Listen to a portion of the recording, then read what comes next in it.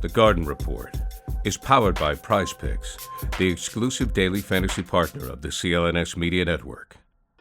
Hey, Bobby Manning here. Welcome to a practice edition of the Garden Report. First practice before the playoffs in the book. Josue, Pavon by my side. Playing West edition starts tonight. East games Wednesday night. So we'll figure out a little bit more about who the Celtics might be playing tomorrow. The message pretty consistent across the board here at practice today. Could be any one of four teams, so they're not even thinking about those matchups too much. It's just about their preparation. They practiced for a good 2-3 hours today before we got out there.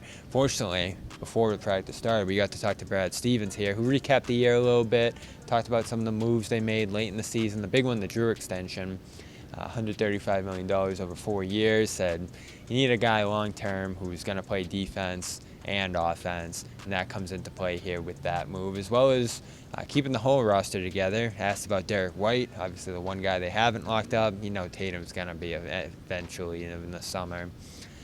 He said he wants to keep him here for a long time, but wouldn't comment beyond that because that extension period is closed right now. So those are the two big takeaways I had from that one: is the excitement to lock up Jrue, to do it early, seeing him as a long-term piece here, as well as an inspiration for some of the younger guys here. Yeah, I think it's a no-brainer. I mean, if you're Brad Stevens, if you see this roster you put together, the way it came together last summer, I mean, these guys, those type of players to trade for, they're not going to come down the road. You know what I mean? Like, you're not going to be able to replace some of these guys in the next couple of years, especially when you think about the second apron and the restrictions that come with it. So I think what Brad had to say, nothing about it surprised me. I mean, this is what you do. You keep these guys, you keep this core intact, and if you keep the top six intact for the next couple of seasons, I mean, that's what you're supposed to do. And I think getting Jrue extended was really important. I know some people were surprised for it to happen before the playoffs. You know, some people maybe say, oh, let's see how they look out there. I think Brad's seen enough. I think he knows that this is a very talented group of guys that not only have proven that they can all play together and complement each other in a great way, but also you look at the timeline of a lot of these guys, and it's sort of picture perfect, Bobby. I mean, guys that hovering, or over 25, 26 years old.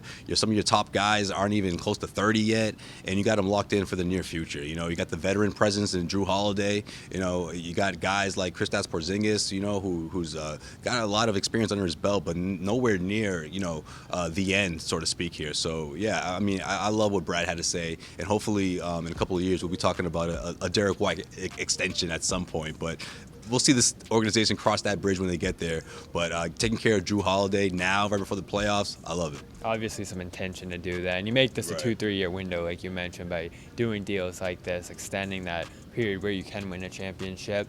A bunch of talk today as well from Brad about Joe and the success he's had, and said it's not a given you're going to come in and win 64 games. So that's still a little bit of a surprise, having a season that good despite the great personnel and expectations they came in with. The other thing I found interesting, though, was his comments about Neemias Queta, who they signed a week ago. Who we've had some debates about how much he could be involved in the playoff picture or not after they sign him, make him playoff eligible. Here's what he had to say about why they signed him and what that role could be in the postseason. Yeah, I mean, I think that just generally, first of all, Neemi's been great when he's been with us. And, we've had moments this year where we've had, only two bigs available. And oftentimes with Neemi, he's been able to come in and really fill a role and keep our team at a high level.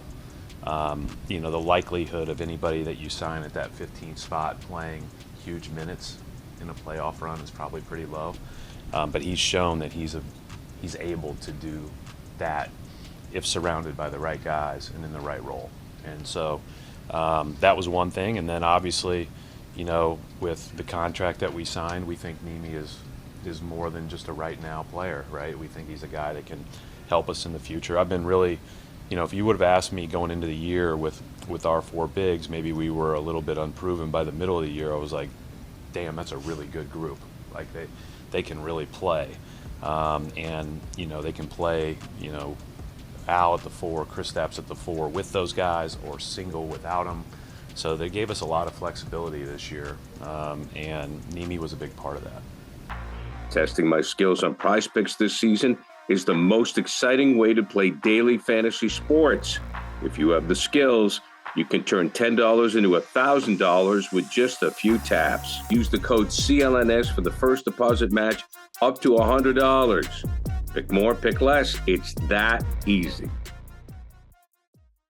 So interesting, doesn't rule out Queta minutes, but said you sign a 15th guy, probably not going to be a playoff contributor, but sees him being something down the line, which is a reason why you make this move, give the structure that you do on that deal. So you ready to rule out Queta playoff minutes, or is it still in the mix here maybe? I mean, it's still in the mix for the sake of debate and one of my favorite topics of the Celtics postgame show of late.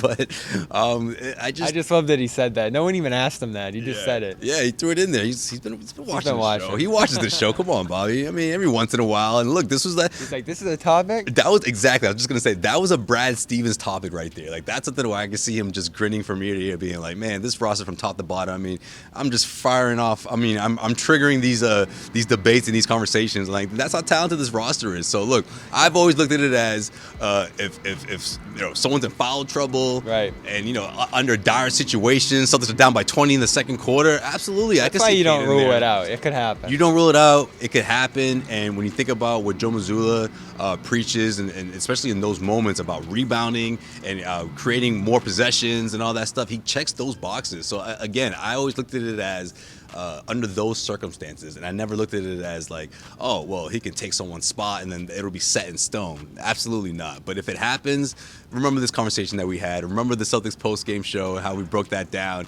And listen, that doesn't mean credit Luke. To John. Yeah, give credit to John. Also, it doesn't mean Luke's out the rotation forever. But hey, if Queta gets himself some playoff minutes, man, that's awesome for not only the team, not only for Queta, but for his future. I do think he has a future in this league. Hopefully, it's with the Celtics. You mentioned Brad grinning too. The only other moment that had him smiling was Gary asking, "Could you end up back in college? That rumor's out there. Job openings in Indiana." And Brad's just like, "I've been here for 11 years. It's great. We got to get the job done, championship-wise." So, no talk yet. Yeah. No consideration yet of Brad going to college. So, Not yet. I guess we can cross that one out.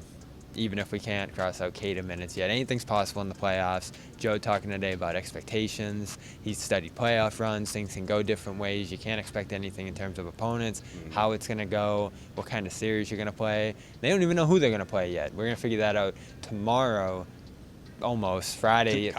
Friday it comes into full picture. So the Celtics going to keep practicing here. We'll be back on Friday before the final play-in matchup for another edition of the show here. Some big news too around the NBA. Blake Griffin retired today. We're going to talk about that in our next video, so check that out on Celtics All Access. CLNS Media for all the conversations, including Brad's, Joe's, Derrick, and Al talking today as well. So a ton of content coming out of this practice. It was a long one today, but that's going to do it for now, at least covering this practice. Go check out our next video. He's Josue Pavon. I'm Bobby Manning. This has been a practice edition of the Garden Report. Josue Pavon here, CLNS Media, and if you made it this far, that means you really like this video. So hit subscribe, make sure you keep our notifications on, damn it, and we got plenty of great content coming your way.